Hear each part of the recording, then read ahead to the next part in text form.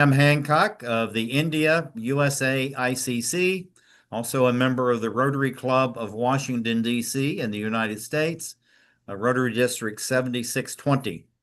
I'm the U.S. Division President for the India USA ICC, and we are sponsoring this today in order to advance the topic of peace.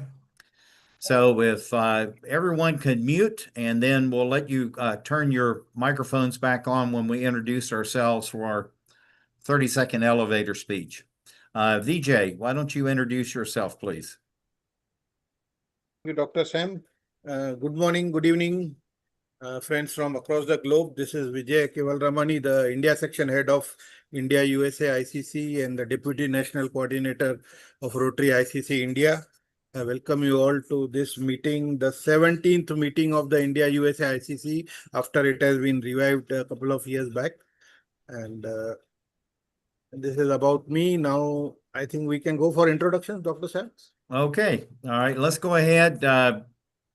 Vijay, you have a number from India there. Do you want to go ahead and introduce the Indians right quick? Give them about 30 seconds, and then I'll introduce the ones from around the world. I'll be introducing the persons who have not already introduced themselves. Otherwise, I will just take their names because, again, it would be sort of a repeat. Otherwise, if they want, I will start with Vasanti. Vasanti, you can introduce yourself again. This will be official. And be quick, please. Yeah. Vasanti, all right. 10 seconds. Yeah. My first contact with ICC was Jim Onions in 2019. And we started SNSR, Sun Never Sets in Rotary, with a lot of ICC backing. So I know quite a few. It's amazing the kind of work that ICC US India did last year.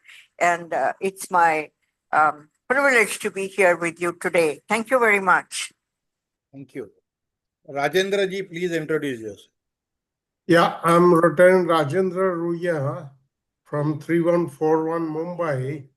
I am on the Rotary Foundation Peace Centers Committee, and we are just going to inaugurate our Peace Center in India for the certificate course. Thank you. Then we have Suresh Maran. Suresh, please unmute and introduce yourself.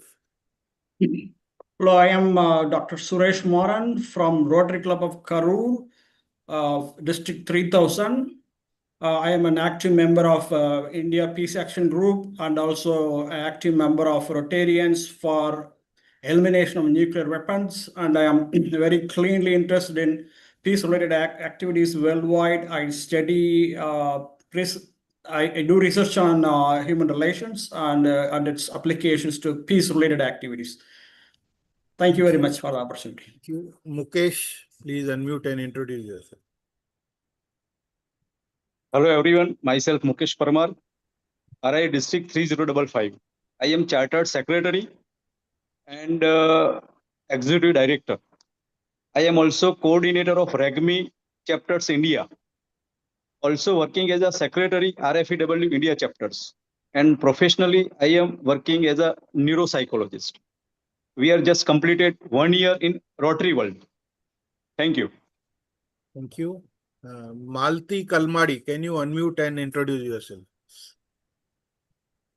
I am Malti Kalmadi from Pune, and I had attended Mr. David Gershon's session, and I was invited by him to attend today's meeting because I am an educator for the past 40 years, and I believe that peace comes from love. And I've been practicing love all my life. So I feel blessed to be in the company of such august people. And I think that if we all get together, then we can surely make this world a beautiful place. So thank you.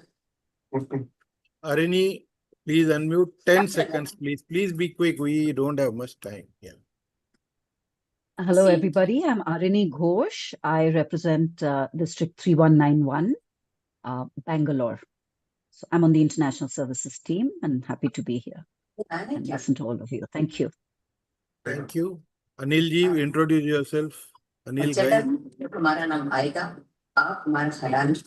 Anil Ghai, please introduce yourself. Yes. Good evening. Rotary Club of Kaship Corbett, honorary member Rotary E Club of Winter Haven, and actively involved in peace projects. Thank you. Tina ji, please unmute and introduce yourself. Yeah, Tina Wirk from District 3080. I'm District Chair Raila this year. I've been Director Youth Service, Director Community Service. I've been the Secretary, I've been the Editor. On my visit to Calgary, I noticed the booth ICC. I happened to meet a few people from the Peace Committee, and my interest has increased. I'm here to understand what you people do, what you work, and to further take it on from there. Thank you. Dominica, kindly unmute and introduce yourself. I think we need Anil Ghai to mute his good day background to you. noise. Oh, good day to you all. I am past president of the Rotary Club of Montego Bay. My name is Dominica. I have been a Rotarian for 24 years, and I think, like all of us, I am very interested in making peace. I've had some training in conflict resolution and so on in the community. I would like to see peace throughout the world. Thank you.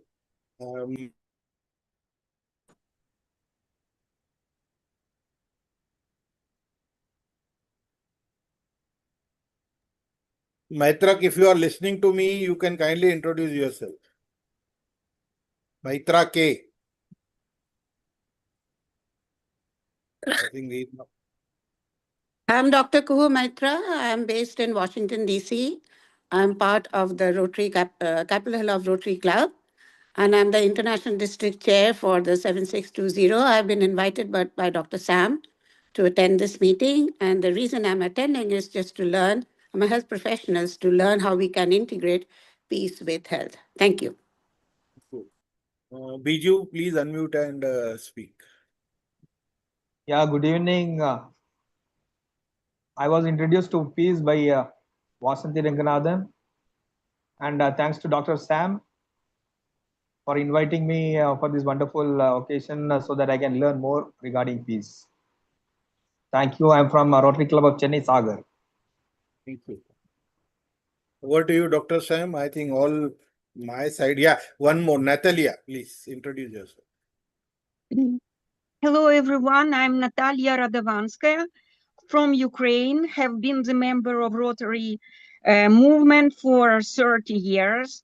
By now, have been the ICC Ukraine-France chairperson 10 years ago. And thank you for inviting me to learn more about ICC. Dr. Sam, all yours. You're... Yeah. Yes. Mohammed, are you here? Unmute, please. Yeah.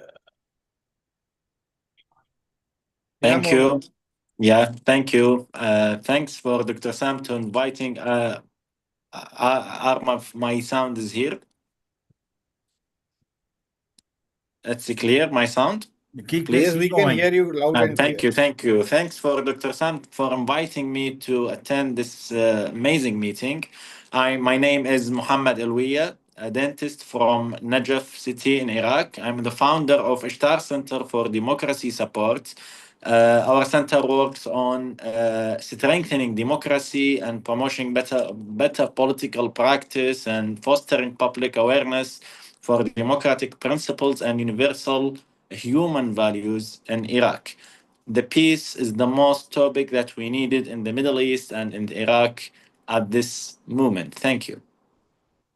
Christopher Zeloff, you'll introduce yourself, please. Unmute.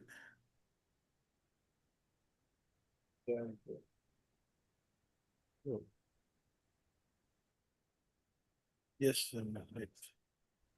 Chris? Letting me unmute. It's bottom left. I'm doing it. There you go. There you go. Come This is on. not allowing me to unmute. You Okay. are unmuted. You can speak, please. You can hear me now. Yes, we've been hearing you. Go, Okay. Chris. Christopher Zeloff calling from the Delaware Valley. I run the Kenosis Project, which is a R&D enterprise. Right now, we're working on independent film and a curriculum with Arizona State University on regenerative ecological design. And they're opening up campuses in India coming up this year, 5 different colleges. And I hope to create a curriculum for the college hungry minds and make it spread throughout the world. I've been making films for about 30 years and tried to do some eco villages over the years as well. And a little skeptical about stopping war, but I'm open-minded. Thank you, Chris. We appreciate it. Harish, my good friend and travel buddy. Unmute, please.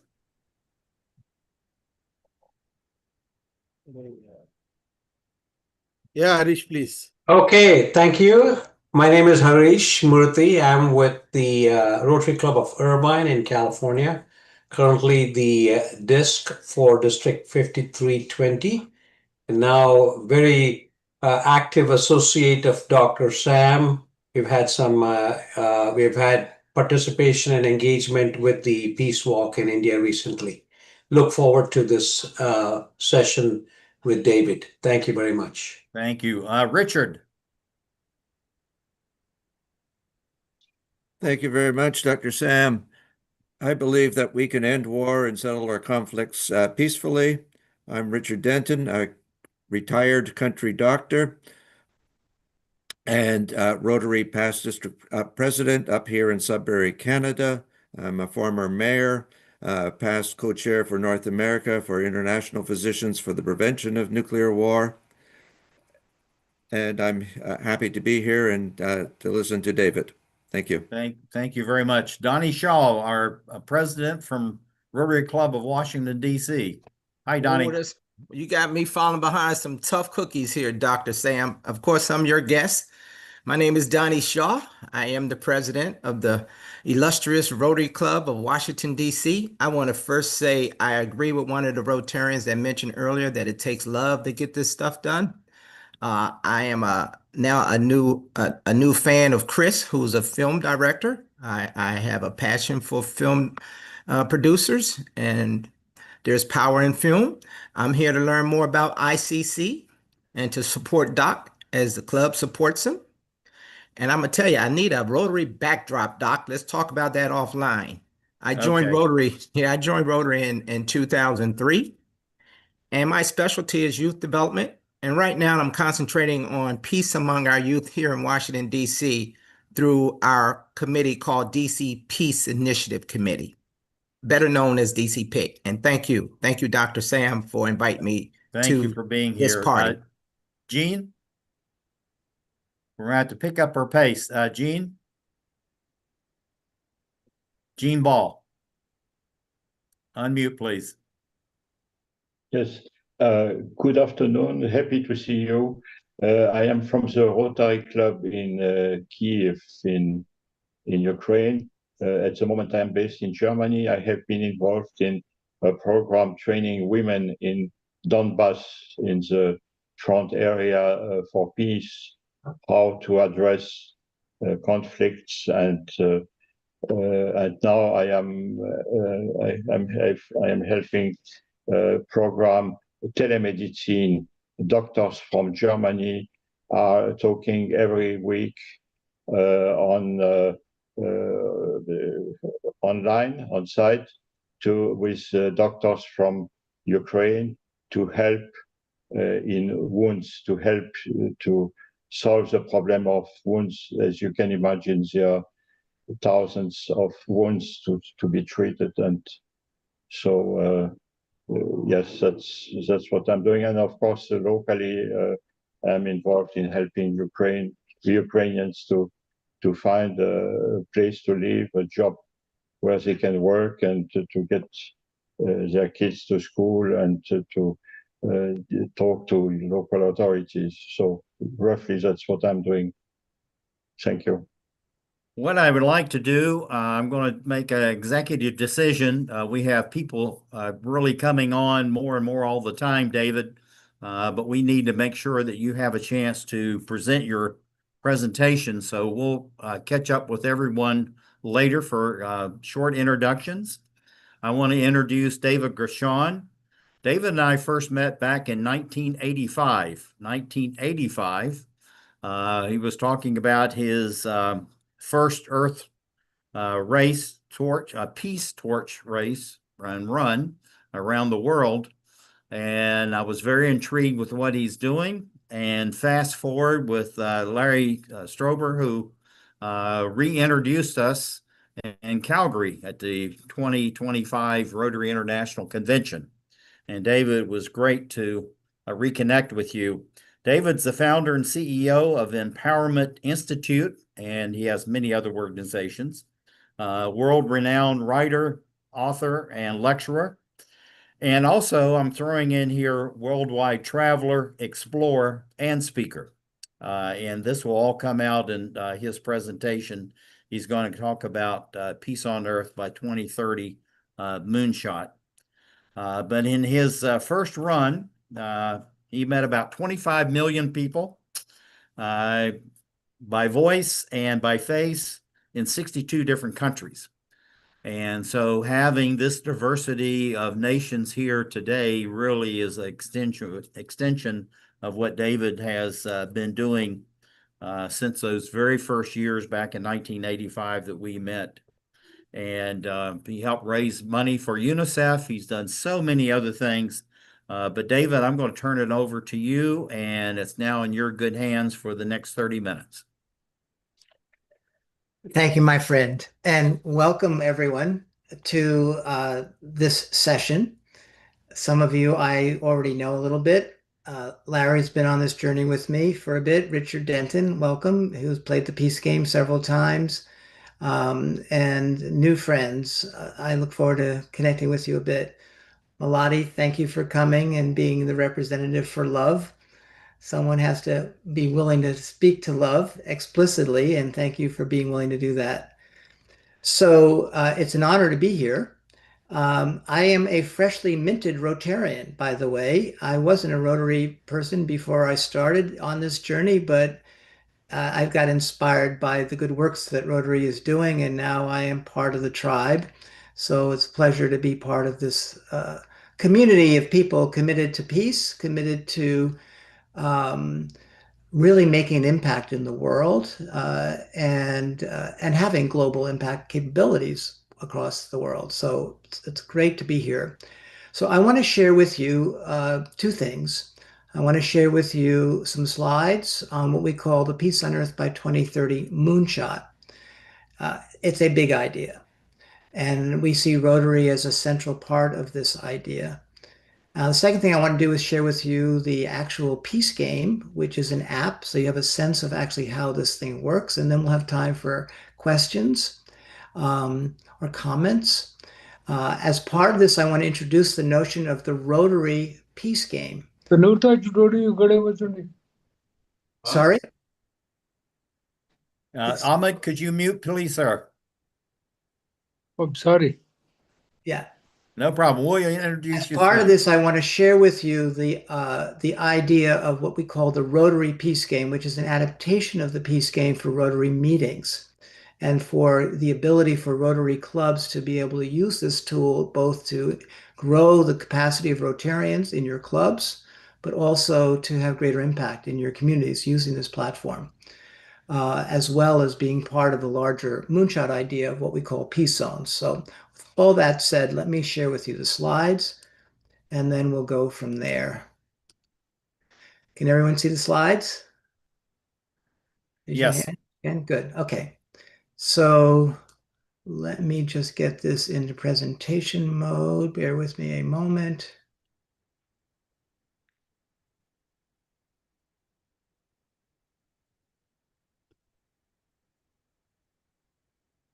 Okay, so we call this Peace on Earth by 2030 Moonshot and how Rotary can help lead the way. This was a talk that I was invited to give in Calgary. Some of you may have been there. If you have, then this will just be kind of a reminder of where we went to. But the big idea here is the notion of a moonshot. And so let me talk about moonshot.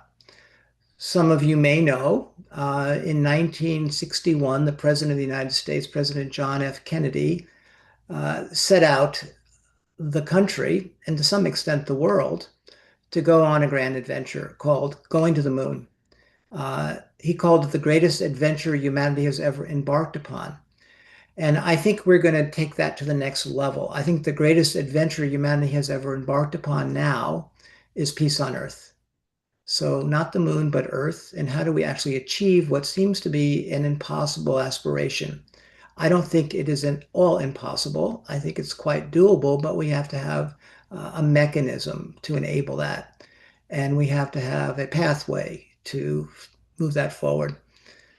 What does it take to create a moonshot? It takes three things: audacity, Sam, your favorite word, imagination, the ability to think beyond the normal ways that we are sort of programmed to think about the future, and possibility itself, and tenacity, the staying power to stay with something until you achieve the outcome. I mean, Rotary's been on this journey 120 years. We need to speed up this learning curve for getting peace on the planet. And that's what's required. Anything less than that is just feel good. And that's good. We can feel good, but we can do better than just feel good, that we're doing something that's for the common good, that's about peace. We actually have to be able to produce that outcome. And I think we can. So what we developed is a concrete roadmap for creating a global culture of peace, which is what we mean by peace on Earth, a global culture of peace. So this is about cultural change at scale by the end of the decade. So Sam spoke a little bit to the origin story of this, called the first Earth Run, and the precedent that we set then. It was the height of the Cold War. America and Russia had 50,000 nuclear bombs aimed at each other. It was the height of the tension on the planet that imminent destruction seemed possible. And we had this crazy idea to pass a torch of peace around the world, to sort of disrupt that energy, if you will. And it was received by the world. We partnered with UNICEF. We partnered with ABC Television, who then partnered with media all over the world, and we engaged through the media 1 billion people, 20% of the planet at that moment in time. We engaged 45 leaders of the world, including the Cold War antagonists of Gorbachev and Reagan. And we also engaged the president of China at the time. We've got many people from India here and many, many other leaders of the world. And wherever the torch of peace went, we stopped wars. And the world was united for 86 days of peace on Earth. We saw the future. I was blessed to be part of a moment in time when the world actually had this experience. But it didn't end there for me. It became clear that that was my life work, to actually finish the job. And so I've been on that journey for 4 decades. 4 decades next year, actually. We celebrate the 40th anniversary of the first Earth Run. And over that time, I realized I had to do a lot more than just a powerful symbolic, albeit the power of symbols is not to be undervalued. But more than that, we needed to build a whole new set of capabilities. So I set out to learn how to do behavioral change, community empowerment, large system transformation, the science of tipping points, all the things that would be necessary. It sounds like I did this in a very conscious way, but it's very intuitive. but all the things that would be necessary to actually produce the kind of outcome that would be required to achieve this audacious idea. And as Sam mentioned, he and other Rotarians were helping us build this amazing adventure. We had many, many, many partners. Rotary was one of a number of really select partners that were really quite instrumental in helping us do that. So I've been working with Rotary now for over 40 years. So although I'm a freshly minted Rotarian, I'm a beneficiary of Rotary and its good works now for a long time. So our moonshot directly builds on this proven capability for global mobilization and impact. And here you see some of the images from the opening with the General Secretary of the UN and in Africa, President of China, Native American leaders who lit the torch on the grounds of the UN, among other experiences we had. So let me talk about the plan. So we call this the core strategy, and it's a three-part peace plan.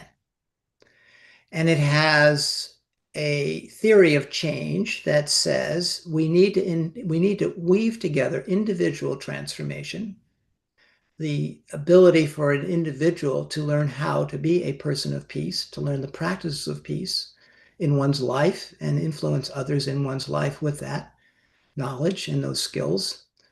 We call that the peace game. Community transformation, which is being able to scale up these practices and also start to create a culture within a community that enables peace to be there, enables there to be harmony between the different sectors that often compete and people. And we call that the peace zones. And then we need to build a movement, a global movement aligned around a singular idea, transcendent enough so that everyone can see themselves in it. And we call that the Peace on Earth by 2030 moonshot. And as part of that, we need to understand that the peace on Earth is not a fantasy, it's a tipping point away. If one understands the science of tipping points, one can achieve something. This is not an abstraction, it's mathematics and it's biology when we understand how tipping points work. So this framework of individual action, amplified through community and global efforts, aligns precisely with how Rotary is organized. So that's why this is such a natural partnership, and which is why we are so excited to partner with Rotary and scale this. And we are getting a lot of traction. Sam is one of the champions of the moonshot, but we have many, many others here who are helping us, including my friend Larry Strober and the whole Oregon community. So let me now share with you a little bit about part one. I call it Uniting Hearts and Minds, which is really what the peace game attempts to do. And as I mentioned earlier, and UNESCO speaks to this in their charter, that you have to transform hearts and minds if you're going to get peace on Earth. It's not just a top-down thing from global leaders who have political influence in the moment. They will be influenced as people change. So that's one of our beliefs.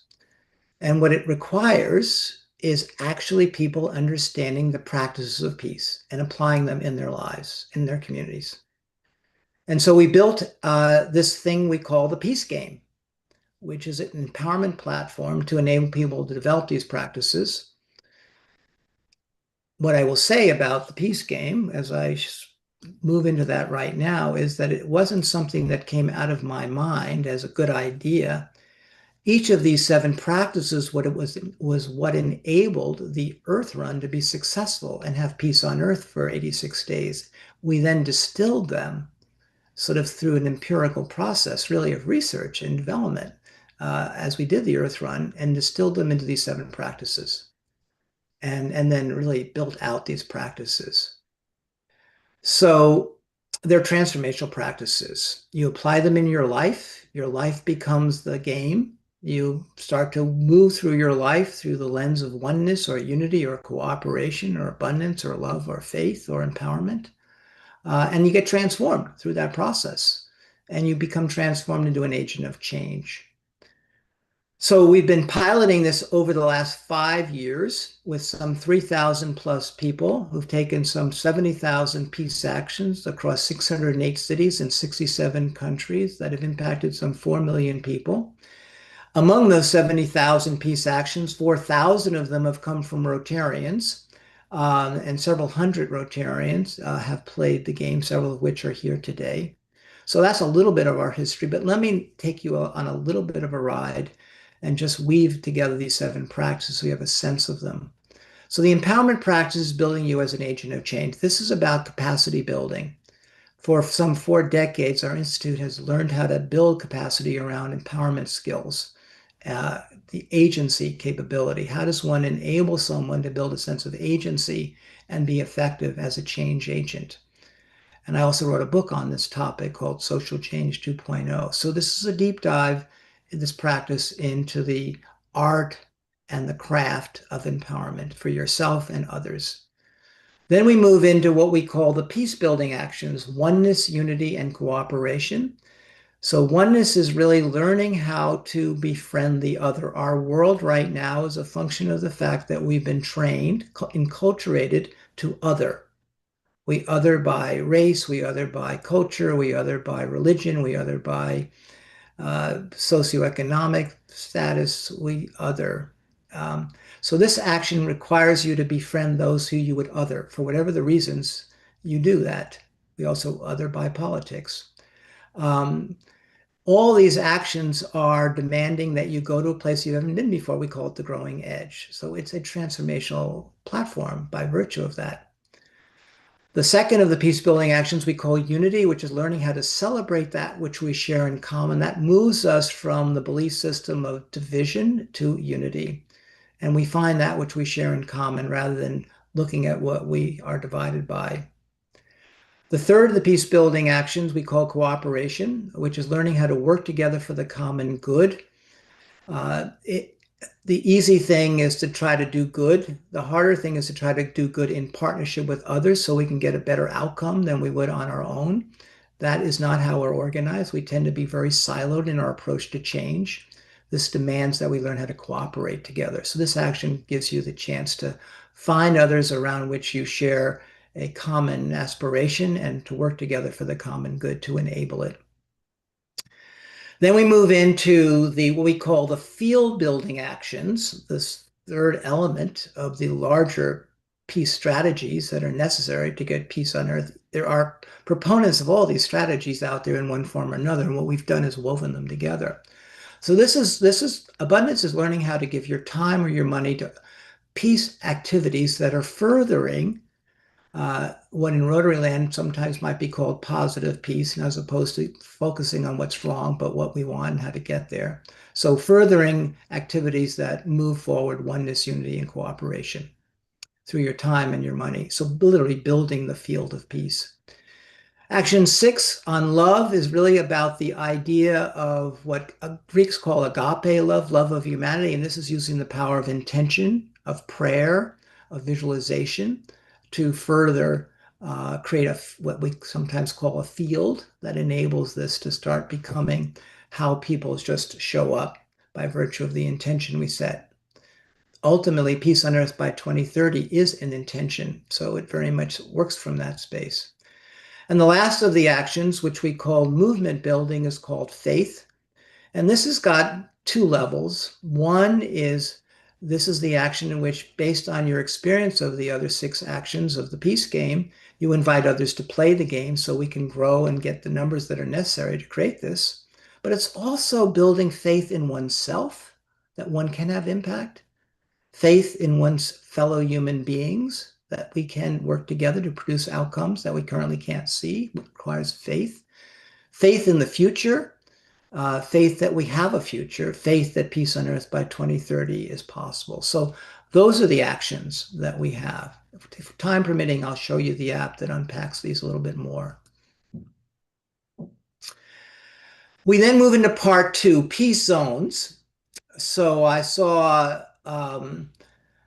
that there's some people here, well, all of you represent some community. You're Rotarians, so you are part of some club, most of you that are in some geographic place. So this is the place where you ground this in place in a community, and you start to create community transformation. So while important as it is, personal transformation, it's not enough. We actually have to create communities that can enable this, that can support this, that have the infrastructure and the capabilities to move this through the culture if you're building a culture of peace at a community scale. And so the end game, one of the end games of a peace zone is to weave together the sectors that tend to be isolated of the civic, the nonprofit sector, the public, the government agencies, and the private sector, the businesses. And the ultimate goal here is to increase community and individual well-being through these practices. And they can be used to achieve multiple outcomes, of which I don't have the time to get into. We've had many, many stories to tell from the different peace zones that we've been working with over the course of time. I can spend more time on that. But almost any issue you're working on, you will find these practices helpful. One analysis we did around Rotary is that when you build a culture of peace, you create an environment that will enable all the other projects you're doing to be more effective because cooperation is now more prominent. There's less tensions. There's more capacity for enabling people to work together easier through befriending the other and finding common ground. So when you have cultures like that in a community, it becomes a lot easier to produce whatever other outcomes you're trying to achieve through the other focus areas. So it's an upstream intervention that can further the downstream goals that so many projects you're working on are trying to achieve.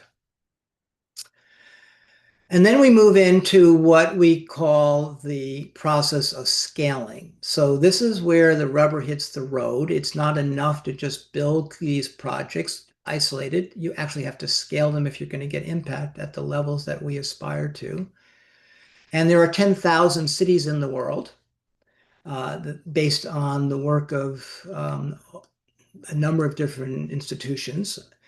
So we want to have a peace zone in every one of the cities of the world. And we want to start creating cultures of peace in each city of the world. And they define city in a very broad way. It's not just the narrow city, but it can be a metro area, for example.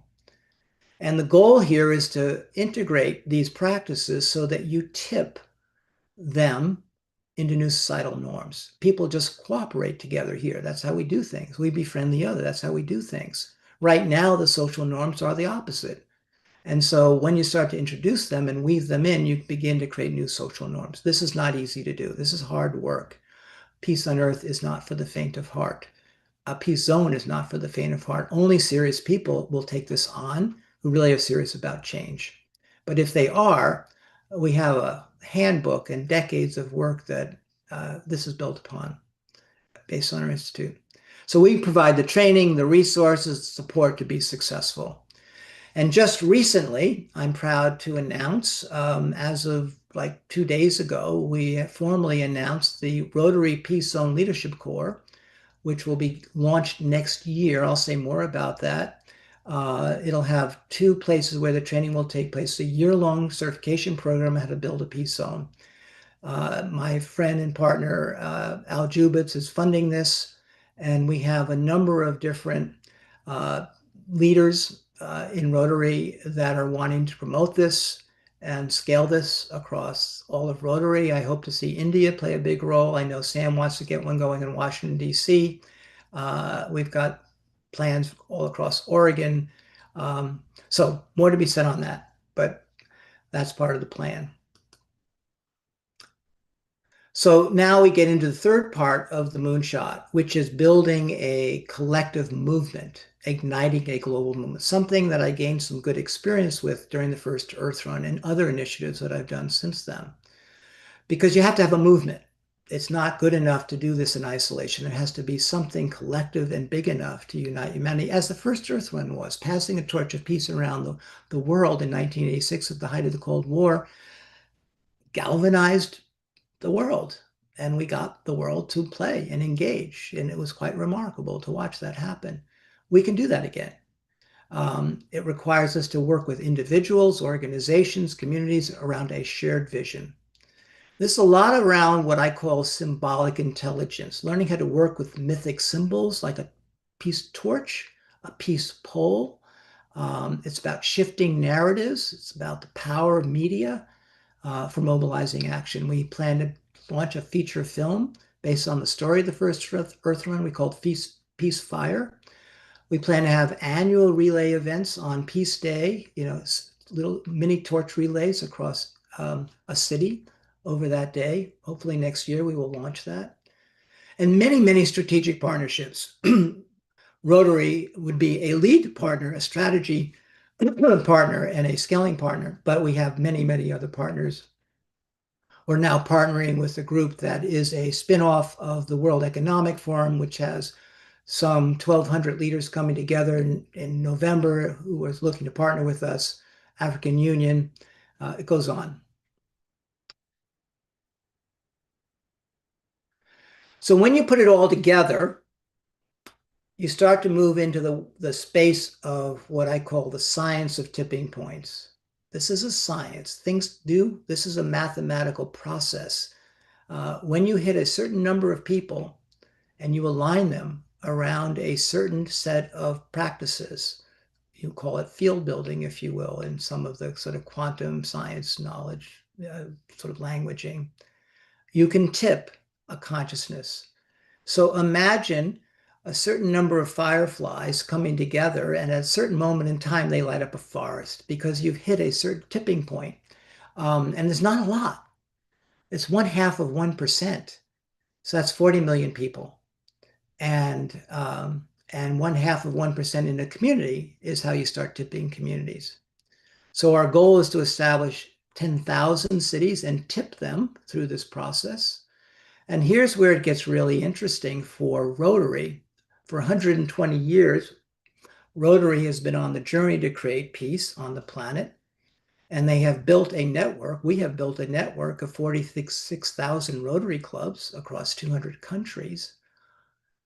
This network can be activated. 25% is going to get a tipping point achieved. If Rotary says this is our goal to create peace on Earth by the end of the decade, and we want to get 10,000 peace zones, Rotary can tip peace on Earth. 120 years of development can now produce the final end game, which is peace on Earth, which, by the way, also starts to address all the issues of war, because you don't have to stop war by trying to stop war. You stop war by creating peace, and then that falls away, as do other polarities, which isn't to say there might not be wars. It's only to say we have to start moving positively forward to create the new culture, as opposed to just reacting, which is where we spend most of our time. So when I was in Calgary, one of the exciting things that happened there was that we created a version of the peace game, which several of you played, in which we adapted the peace game to the experience of the convention. And it was quite successful. Some 2,500 peace actions were taken there.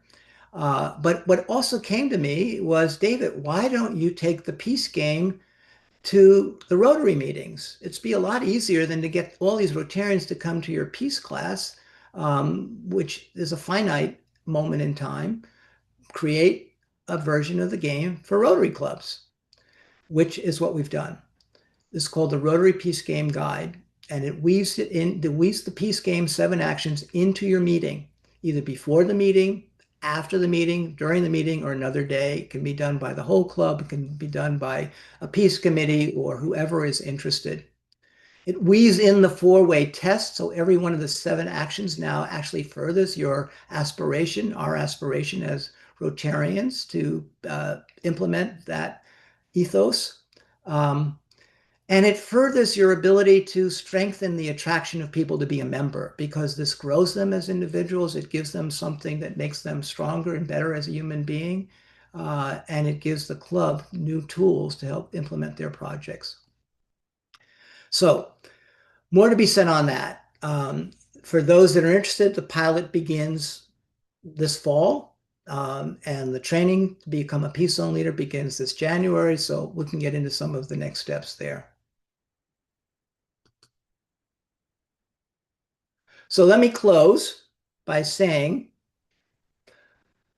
the vision that we seek is a world where people feel experience of thriving, a sense of dynamic state of individual and community well-being planet-wide. This is the vision of what we think is possible on the planet when one achieves a culture of peace. It is not just we don't want war anymore and being in this constant reaction to. We have to build what we want. Otherwise, we just keep being in reaction to what we don't want. And it's my belief that peace on earth is inevitable, which is quite a statement, but I believe it is inevitable when enough people and communities experience the well-being offered by the peace game and peace zones. We're moving people in the direction they want to go. We're increasing individual well-being, and so people want that. And we're increasing community well-being, and people want that. So it gets a lot easier to point people towards something they want and getting them to achieve, to go towards that, than to just keep pointing them towards what they shouldn't be doing or what they don't want anymore. And it's my belief that Rotary, has been created for a moment in time like this, can play the role, ultimately the deciding role, the defining role in peace on earth. So that's my invitation, is to go on this extraordinary adventure and create peace on earth by 2030. So I'm going to pause there, given time. I don't know that I have time to go into the app for those that can stay afterwards. I think, David, we're going to go within the Q&A because we promised everyone we'd be finished by 12 noon or 9:30 Indian time, but we'll be able to extend after that for people that want to hang around. You bet. VJ, can we open it up for questions? And Bonnie, you already have one question, so let me go ahead and start off with you. It's in the chat if people want to see it. Bonnie, you want to unmute and ask your question? Sure. I'd like to repeat much of what you've said. I support the idea of peace. And I'd like to use the example of the 86 days on peace, 86 days of peace on Earth. Can you provide information so I'm comfortable in sharing this fact? What was the start date? What was the end date? And what were the events? So thank you, Bonnie. I'm happy to give you more information. So let me see how to do this. Do we have any way, Sam, because there's a beautiful video and there's quite a story about it, but I'll give you some details now, but I'd like to be able to share with you all the video. Do we have ability to send out anything to the people that are... Yes, we'll be able to do that with the minutes, so no problem. But if you'll just answer I'll put in the video of the first Earth Run. I'll put in links that tell the story of the first Earth Run. But let me give you, the start date was September 16th, the International Day of Peace in the International Year of Peace in 1986. It completed on December 11th, which was the 40th anniversary of UNICEF. It went through 62 countries, about 1,500 cities were involved. There were 10 cities in India, I might add. We went all throughout Russia. We went all throughout lots of places. Short of that, I will give you the details. You can share the video, and there's links to the story in lots of places I've written about it. So given time, we'll give you that as a starting point, but we'll give you more details as you wish it. Yeah, good answer. And we will provide the video in the minutes. VJ will work with us on that. Another question anyone has? Looks like Christopher has a question. Open your mic and ask, please. We have 31 people, so I can't see everyone. And by the way, there's also something on the bottom called raise hand, which allows us to see you easier if you want to use that resource. Christopher, you had a question or a comment? Yes, okay. I applaud your initiative.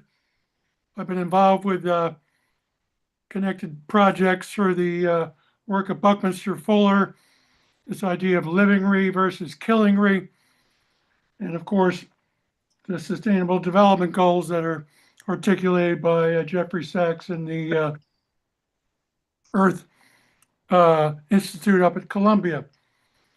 But I think we have to be especially rigorous and realize that we live in a war machine economy.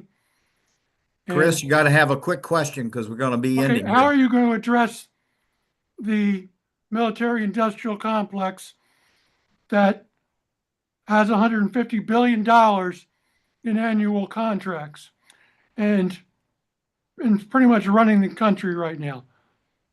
I'm all for worldview change, but if you don't take those big five guys on, the game's going to continue.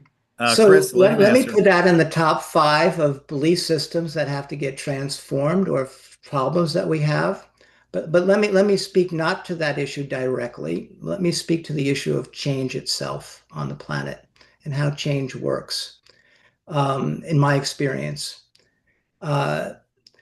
change works really, in my judgment, by getting a collective shift in individuals and how they operate in communities. It doesn't happen just by trying to get the top people or the government agents, political agents, to change. They change when the culture starts to change. So this is a long-term play. It's not trying to do an intervention at the level of the war machine directly. We've been doing that for decades with little to show for it. So it's opening a different pathway. I can spend more time on it, but for those that are seriously interested, we have so much documentation on how we're going about this. But to be very clear, this is a moonshot.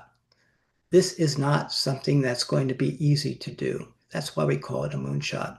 We frame it very precisely. This is going to take a lot of effort, and it's going to take a lot of people and a lot of institutions like Rotary and the African Union and others. And it's going to require early adopters, like maybe the country of India, to showcase what's possible. And then eventually it starts to shift. So in our empowerment work, we talk about the shift from pathology to vision.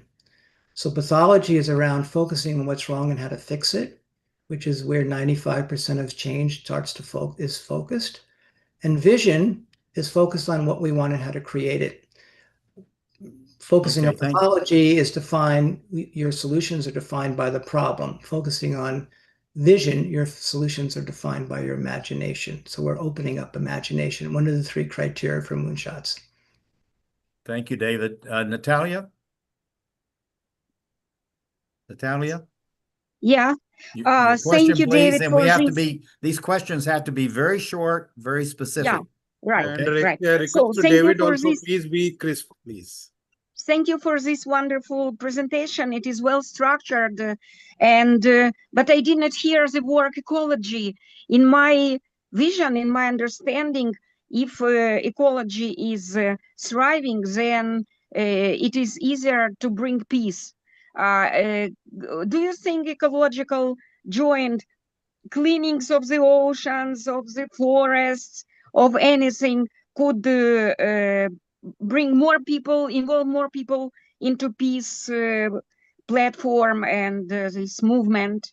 What do you think, please? I think it is a great question. And by the way, the operative word that we use is peace on earth. So earth is a very important part of where peace fits. So I'm very much on the same page as you are. I spent decades in the environmental movement as well. So I know a lot about what that is.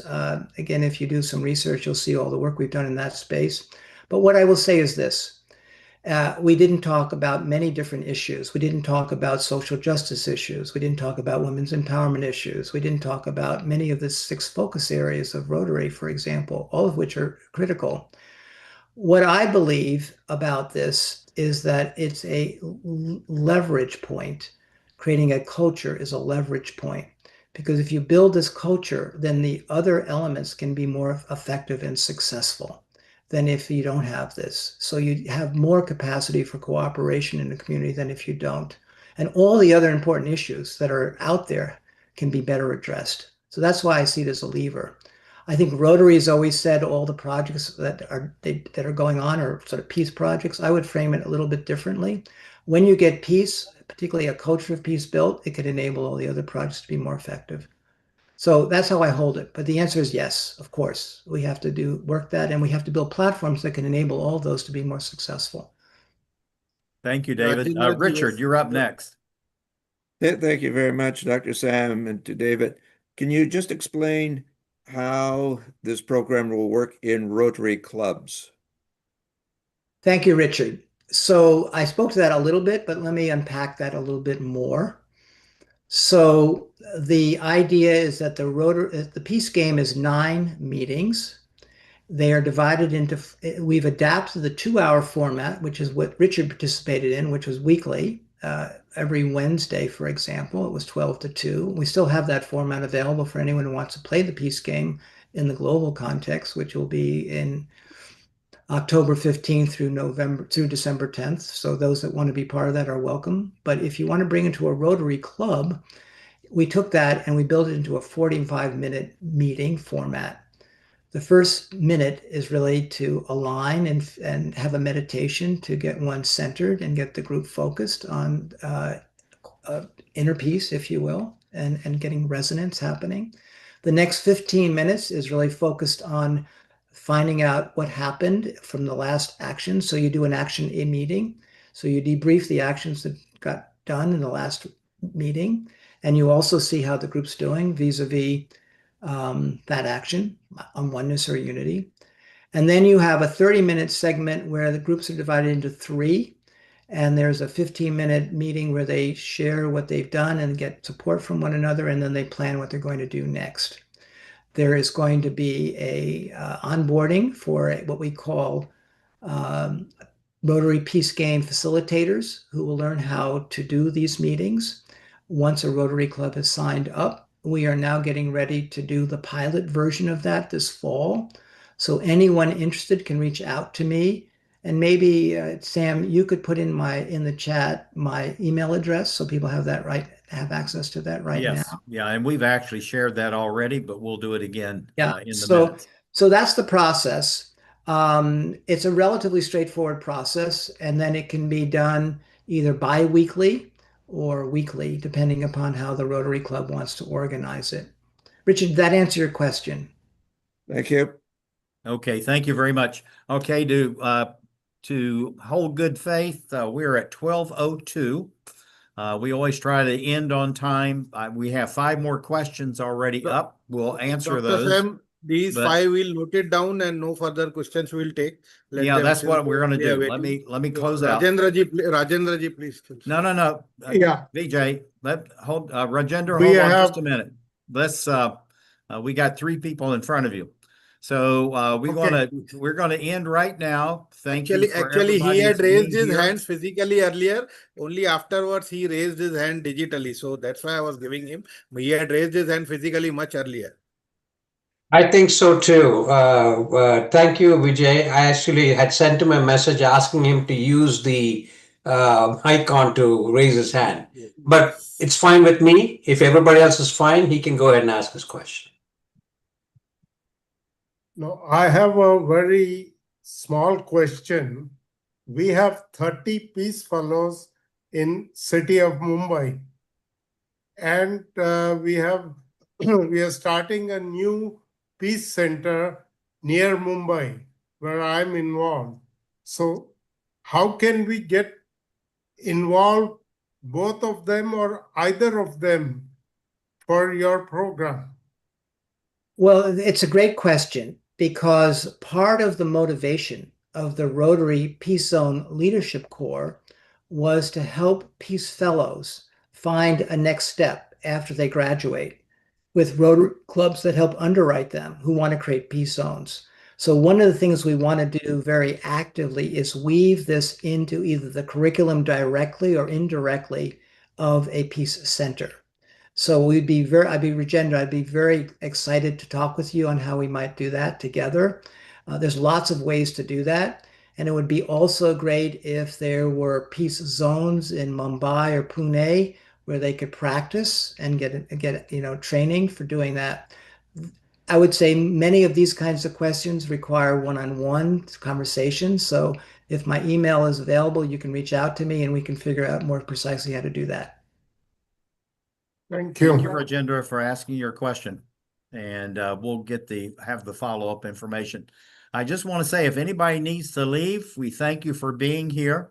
This is the India USA ICC, a fantastic presentation by David Gershon on Peace on Earth by 2030 Moonshot.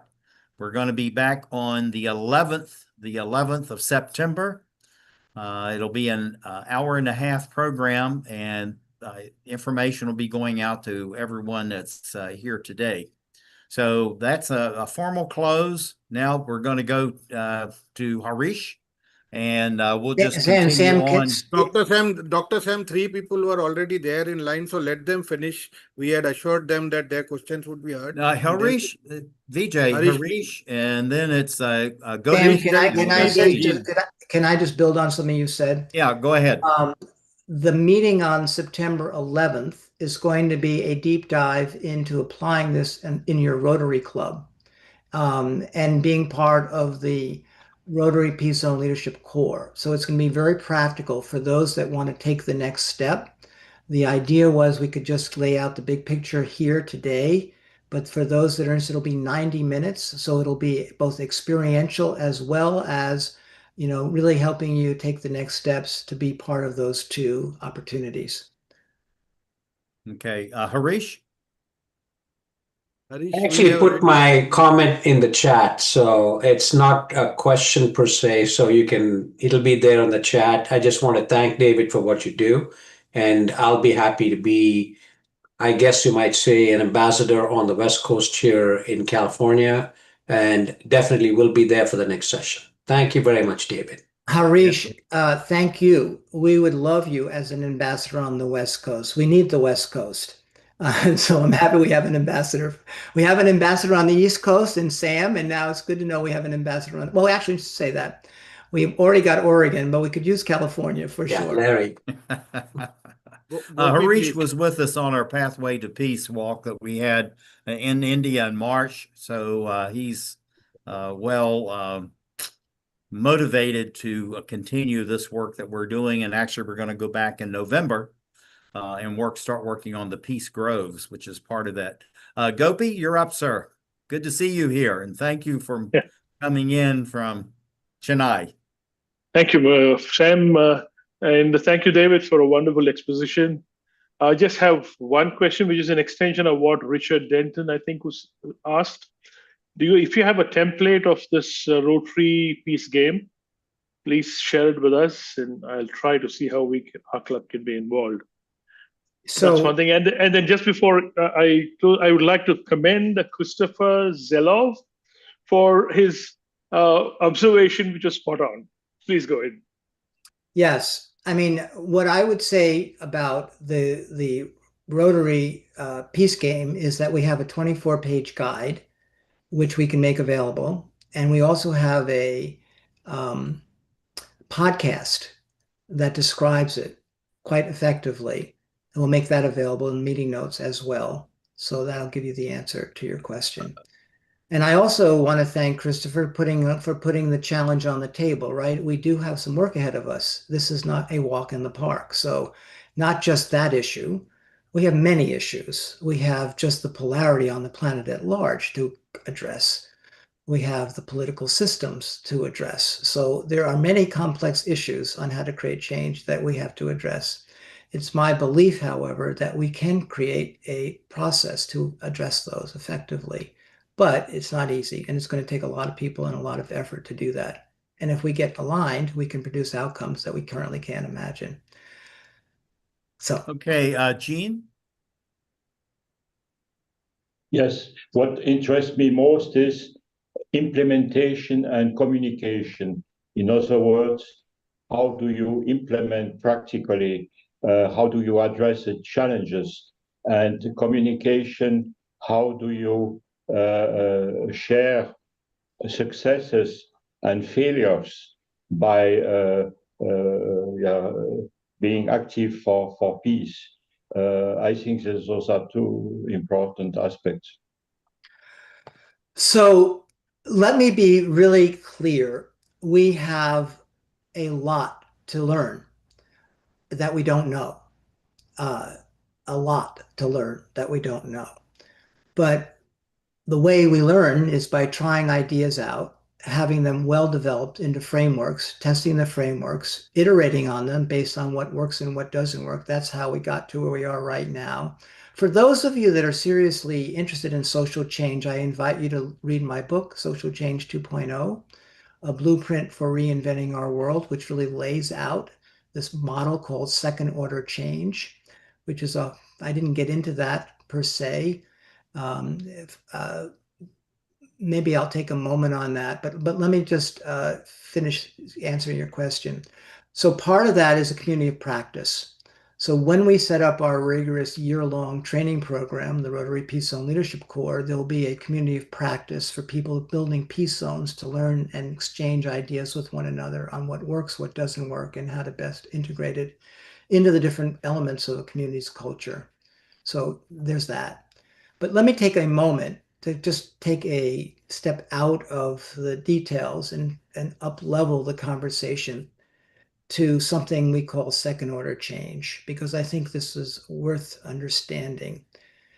So the world right now is a function of our social systems. It's how the world and civilization is organized. We have political systems, social systems, healthcare, economic, education.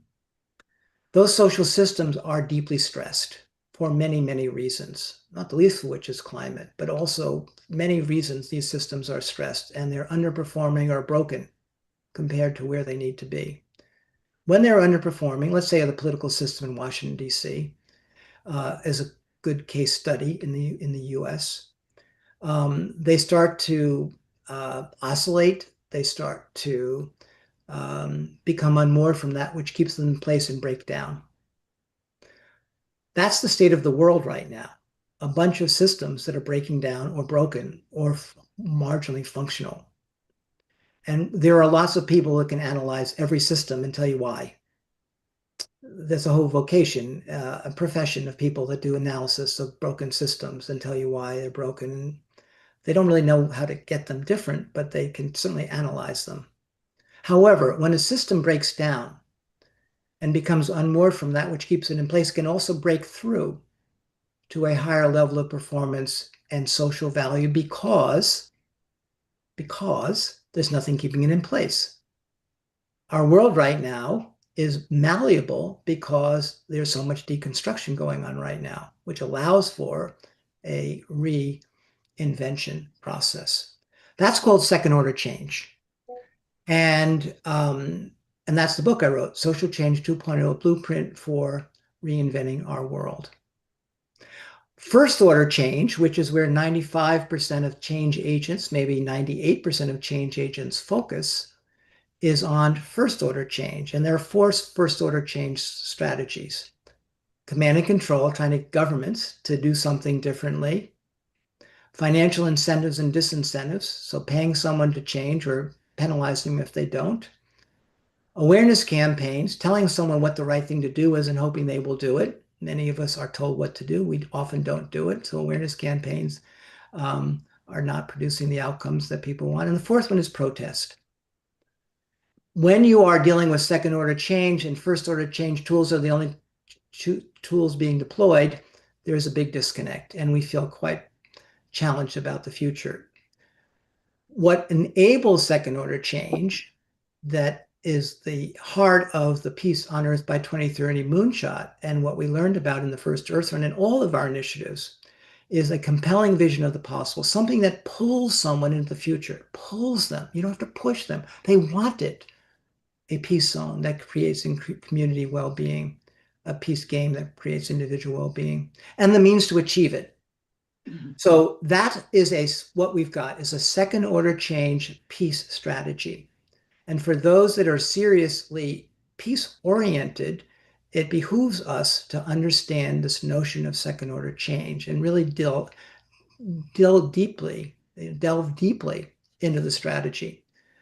I have more documentation than most people will ever want to read, but if for any of that you are serious, we'll be talking a lot about it in this leadership core training, but also available to people to talk, that explains a lot more of the details. There's a lot of depth underneath this larger vision. So I just wanted to tee up second order change as part of the learning journey that we would be on and are on in this adventure. Thank you, David. VJ, do we have another 5 or 10 minutes we can stay on? Up to you. I think questions have blocked. We can end the meeting and then we can have fellowship for 10 minutes. You want to do it that way? Okay. All right. Why don't you give your thank you, and I'll finalize with mine, and then we'll open it back up if that's okay with you. I would like to thank David for giving such a wonderful presentation, a thought-provoking presentation on how we can achieve peace on earth by 2030, a very good target, and let's hope that we are able to achieve it. I would also like to thank all the participants for joining us and making this meeting a success. Thank you, Dr. Sam, as always, for the cooperation. Over to you. Well, thank you, VJ. Without you, we can't make this happen. So I applaud you every time we do this. I do want to mention again that on the 11th of September, we're going to have the second of this two-part series. And that's where David is really going to get into, I guess you would say, the proverbial weeds of how this will work, what the game is all about, and then how that we can actually have the various clubs involved and carrying on the game within the clubs themselves, if that's the way people would like to go. But there'll be, I'm sure, David, lots of options of how this can work and progress. But we'll be sending out the information about the 11th, and love to have you. And actually, David, we have people joining back in or joining up on this. So let's just adjourn right now. Thank you to everyone that's here. So if you need to drop off, that's fantastic. You want to stay around, we're going to be here. So thank you very much. And David, we really appreciate you taking all this time. And again, it's great to be back in contact since 1985. It's been a long time, and you've done great things, and you're just doing wonderful work. And we're pleased that you're collaborating with the India USA ICC, and actually this has gone out to all the 600 plus ICCs in the world to let them know about this meeting. So, and then also across all of India for the district governors as well. So a lot of people know about this, and we'll see what we can put together for the 11th, but that's going to be an hour-and-a-half program. And that's going to be a more, I guess, more like a workshop, right, David? Well, firstly, let me just comment on Go ahead. Bring closure on my participation formally, at least, and I'll have time to talk if people want to have more informal conversations. There's so many topics that we could talk about. I certainly offered a lot to think about, and that's part of the process, is a thinking revolution about change itself that we're starting here. Because you have to start with how we think about change if we want to change things. Otherwise, we'll keep doing things the same way and hoping for a different outcome. So thank you, Sam. Thank you, everyone, for coming, for the depth, the quality of your questions, for your commitment to making the world better, to peace in particular. I will look forward to having conversations with individuals who want to speak about specific ways to partner. Those tend to be the way that I think we get the best outcomes. So again, if any of you are individuals have ideas for how you might want to partner around the new center in Pune, or around schools, or around whatever, just reach out. That's part of what I'm committed to, is just being available to have those conversations and to brainstorm different ways to do stuff. Thank you, David. Mukesh, are you still here? We're going to adjourn right now. I have shared the YouTube link on the chat. Dr. Sam will also be sharing it in his mail.